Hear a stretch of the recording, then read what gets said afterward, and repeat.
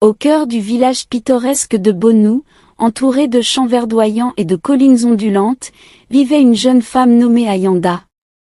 Issue d'une famille modeste, elle était née avec une beauté exceptionnelle qui éblouissait tous ceux qui croisaient son chemin. Ayanda était la fierté de ses parents, qui l'avaient élevée avec amour et l'avaient vue grandir en une jeune femme d'une grâce et d'une élégance rares. Dès son plus jeune âge, Ayanda avait été consciente du pouvoir de sa beauté. Son charme naturel et son allure séduisante attiraient l'attention des hommes du village, mais également la jalousie et l'envie des femmes. Elle était souvent l'objet de ragots et de commérages, les femmes du village la voyant comme une rivale à abattre. Malgré son humble origine, Ayanda nourrissait de grandes ambitions. Elle rêvait de s'élever dans la société en épousant un homme riche et puissant qui lui offrirait un avenir de luxe et de confort. Cette aspiration était une source de motivation constante pour elle, la poussant à chercher par tous les moyens à attirer l'attention des hommes fortunés du village. C'est ainsi qu'elle croisa le chemin d'Odogwu, l'un des commerçants les plus prospères de Bonou. Son statut social élevé et sa fortune attiraient Ayanda comme un aimant, et elle se mit en tête de le séduire. Ayanda parvint facilement à attirer l'attention d'Odogwu lors d'une fête organisée par celui-ci. Impressionné par sa beauté et son assurance, il fut charmé par cette jeune femme aux rondeurs exceptionnelles. Il commença à lui faire la cour, lui offrant des cadeaux somptueux et des démonstrations d'affection pour la convaincre de l'épouser. Ayanda finit par accepter les avances d'Odogwu, tout en faisant semblant de ne pas être vraiment intéressée par lui. Le mariage d'Odogwu et Ayanda fut un événement célébré avec faste dans tout le village. Les femmes du village se réjouirent de voir Ayanda, la belle séductrice, se marier, car elle ne sera plus une menace pour leurs foyers respectifs. La cérémonie fut somptueuse, avec des festivités qui durèrent plusieurs jours, marquant le début d'une nouvelle vie pour Ayanda en tant que femme mariée. Cependant, malgré le bonheur apparent de cette union, des fissures commencèrent à apparaître dans le mariage d'Ayanda et d'Odogwu. Ayanda refusait catégoriquement de vivre sous le même toit que les parents d'Odogwu, invoquant des raisons de confort et d'intimité. Cette décision suscita des tensions au sein du couple. Le couple se disputait presque tous les jours, à cause du comportement abusif d'Ayanda envers ses beaux-parents. Aveuglée par son mépris envers ses beaux-parents, elle les traitait avec un mépris flagrant. Elle les accusait sans cesse d'être des profiteurs, prétendant qu'ils cherchaient à profiter de la fortune d'Odogwu. Dans ces moments de colère, elle les insultait et les humiliait verbalement, les accusant de voler la richesse de son mari. Mais les parents d'Odogwu ne disaient jamais rien à leur fils sur les comportements abusifs de sa femme. Lorsqu'Odogwu était absent pour ses affaires, Ayanda ne retenait pas sa cruauté envers ses beaux-parents. Elle les soumettait à des brimades et à des traitements dégradants, les privant de nourriture et de confort. Elle les faisait dormir au dehors sous la pluie, et sous la rosée. Elle se plaisait à leur infliger des petits tourments physiques, comme les pousser par terre ou leur donner des tâches pénibles à accomplir. La mère d'Odogwu en était tombée gravement malade, et pourtant, elle se refusait à tout raconter à son fils, car elle ne voulait pas détruire son mariage. Ayanda prenait un malin plaisir à les voir souffrir, trouvant satisfaction dans le pouvoir qu'elle exerçait sur eux. Elle était déterminée à les maintenir dans une position de soumission et d'humiliation, les considérant comme des vers de terre. Malgré les supplications et les pleurs de ses beaux-parents, Ayanda restait insensible à leur détresse. Sa relation toxique avec ses beaux-parents était un secret bien gardé. Mais un beau jour, Ayanda fut surprise par son mari, en train de gifler sa belle-mère. Son mari, choqué et indigné par la véritable nature de sa femme, prit la décision radicale de la chasser de leur foyer. Odogwu balança les vêtements d'Ayanda en pleine rue, avec une grande colère et des cris. Tous ceux qui ont assisté à la scène ne comprenaient pas la raison pour laquelle Ayanda était chassée, alors ils inventèrent un gros mensonge. Ils se dirent tous que certainement, Ayanda avait été surprise en train de commettre l'adultère. Cet événement marqua le début de la descente aux enfers d'Ayanda, alors qu'elle était rejetée par son mari et critiquée par le village. Mais plutôt que de reconnaître ses torts envers son mari, et de demander pardon, Ayanda choisit de retourner vivre chez ses parents. Les femmes du village de Bonou, pensant que Ayanda était vraiment une femme adultère, ne tardèrent pas à la tourner en ridicule. Elles la surnommèrent la prostituée, lançant des insultes acerbes à son passage. Ayanda devint le sujet de moqueries incessantes et de commérages malveillants, les femmes ne manquant jamais une occasion de la rabaisser et de ternir sa réputation, la qualifiant de femme incapable de rester dans un foyer. L'insulte ultime qui brisa le cœur d'Ayanda, et déclencha sa quête de vengeance fut prononcée lors d'une altercation publique. Une femme, animée par la médisance et le ressentiment, la traita de voleuse de mari, insinuant qu'Ayanda était une brisseuse de couple. Ayanda, blessée dans son honneur et ébranlée dans sa dignité, sentit le feu de la colère embraser son être. Déterminée à se venger de ceux qui l'avaient humiliée, elle décida de recourir au pouvoir mystérieux de la mamie légendaire, dans l'espoir d'acquérir le pouvoir nécessaire pour faire payer à toutes ces femmes leur traitement injuste. Ayanda se promit de semer le chaos et la discorde dans tous les foyers de Bonou, utilisant son charme et sa beauté pour manipuler et séduire les hommes mariés.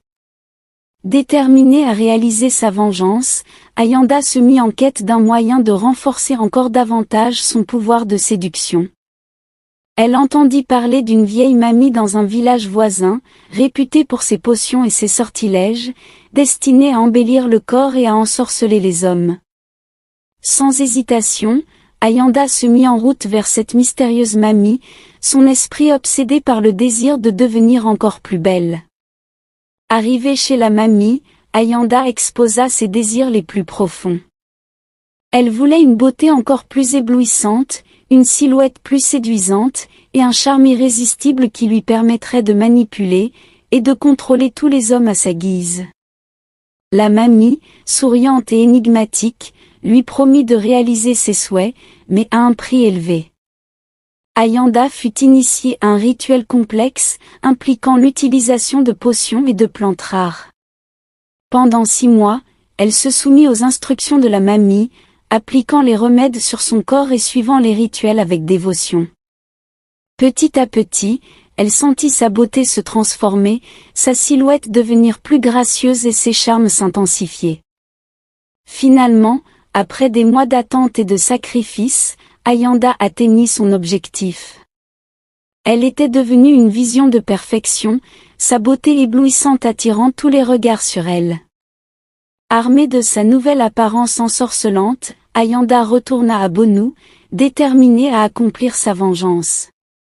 Elle commença à séduire les hommes mariés du village, les attirant dans ses filets avec une facilité déconcertante. Aucun d'entre eux ne pouvait résister à son charme envoûtant, et bientôt, des rumeurs commencèrent à circuler sur ses aventures scandaleuses. Ayanda savourait chaque moment de son triomphe, prenant un malin plaisir à semer la discorde et la colère et la jalousie parmi les femmes du village. Il y eut plusieurs divorces dans le village à cause d'elle. Tous les hommes étaient comme obsédés par elle. Des pères étaient prêts à abandonner femmes et enfants, juste pour faire plaisir à Ayanda. Tous cherchaient à satisfaire le moindre de ses désirs. Elle prenait un malin plaisir à observer les femmes se disputer avec leurs maris à cause d'elle, savourant ainsi chaque moment de sa vengeance. Elle envenimait habilement les querelles conjugales, s'assurant que chaque foyer soit plongé dans le chaos et la discorde. Les femmes du village, impuissantes face à son charme magnétique, étaient contraintes de regarder avec impuissance leur monde s'effondrer.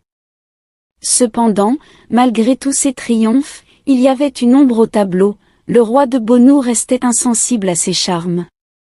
Malgré tous ses efforts pour attirer son attention, il la traitait avec indifférence, ne lui accordant aucun privilège particulier. Cette indifférence était comme un défi pour Ayanda, elle s'était jurée de conquérir tous les hommes y compris le roi, elle voulait donc conquérir le roi coûte que coûte. Déterminée à attirer l'attention du souverain, Ayanda décida de recourir une fois de plus au pouvoir de la mamie. Elle retourna secrètement chez la mamie, lui demandant une potion qui augmenterait la taille de ses seins, espérant ainsi capturer le regard du roi et l'obliger à succomber à son charme. La mamie lui donna un fruit, l'avertissant de ses dangers. Ayanda, aveuglée par son désir de conquête, ignora les avertissements de la mamie et prit le fruit sans hésitation. Elle ne se souciait que d'une seule chose, la satisfaction de sa vengeance et la conquête du roi de Bonu.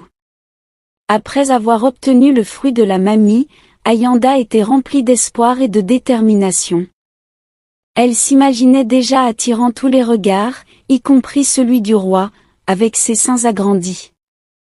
La mamie, cependant, l'avait avertie des dangers de ce fruit rare. Ayanda devait manger le fruit une seule fois, puis jeter le reste pour éviter des conséquences désastreuses. Elle mangea donc le fruit et immédiatement ses seins poussaient encore plus, comme par magie. Pleine d'excitation et d'impatience, Ayanda attendit l'occasion parfaite pour exposer sa nouvelle apparence. Lors d'une fête au palais, où les nobles et les notables du village étaient réunis, elle décida que c'était le moment idéal pour faire sensation. Alors que la musique résonnait et que les festivités battaient leur plein, Ayanda fit son apparition, tout le monde la regardait, le regard plein d'admiration, elle était très fière d'elle-même, mais une fois de plus le roi ne lui prêta aucune attention particulière. Frustrée et poussée par la colère, elle sortit discrètement le reste du fruit de sa robe, et le mangea, ignorant les avertissements de la mamie. Immédiatement, elle ressentit une sensation de picotement et de chaleur alors que ses seins commençaient à gonfler à une vitesse alarmante. Paniquée, Ayanda tenta désespérément de stopper le processus, mais il était déjà trop tard. Ses seins prenaient des proportions monstrueuses, s'étendant jusqu'au sol tel un tapis roulant. La scène horrifia les invités de la fête, qui reculèrent avec effroi devant le spectacle grotesque. Le roi, témoin de cette catastrophe, fut pris de dégoût pour Ayanda. Toute l'assemblée criait pour qu'on la chasse du village. Le roi ordonna donc à ses gardes, de la saisir et de la jeter hors du palais, tandis que les murmures choqués se propageaient parmi les convives. Ayanda, désormais déshonorée et abandonnée, fut chassée du village de Bonu. Sa chute de grâce était complète, et elle se retrouva seule et désemparée, errant dans la nuit, hantée par ses propres erreurs et ses désirs aveugles. Cette histoire poignante nous rappelle la dangerosité de la vengeance, et l'importance de la modération et de la réflexion. Ayanda, aveuglée par ses ambitions et son désir de revanche, a payé le prix fort pour ses actes impulsifs.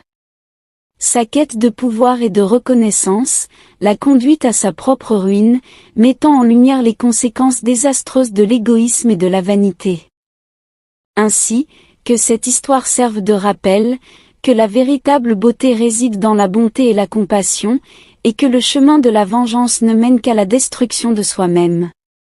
Ayanda, malgré sa beauté extérieure, a succombé à la laideur de son propre cœur, illustrant de manière poignante la fragilité de l'âme humaine face à la tentation et à la folie. Après le bannissement d'Ayanda, un sentiment de soulagement s'empara des femmes du village. Elles se réjouirent de se débarrasser de la source de discorde et de désordre qu'elle représentait. Les querelles conjugales cessèrent, remplacées par une atmosphère de paix et d'harmonie. Les femmes pouvaient enfin se consacrer à leur famille et à leurs activités quotidiennes sans craindre les machinations et les intrigues d'Ayanda. Le village de Bonu retrouva ainsi sa quiétude, préservant son héritage de valeurs et de traditions précieuses.